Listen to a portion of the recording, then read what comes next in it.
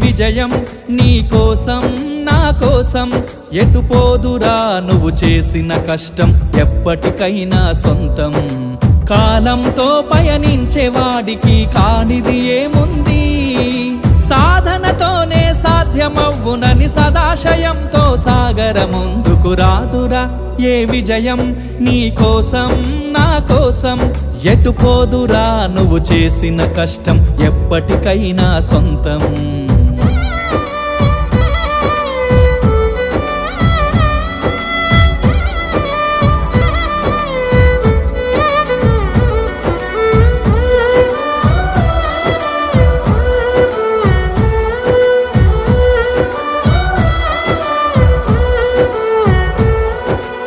ఆకాశంలో అలలాగా పోయే ఆ పక్షులనే చూడు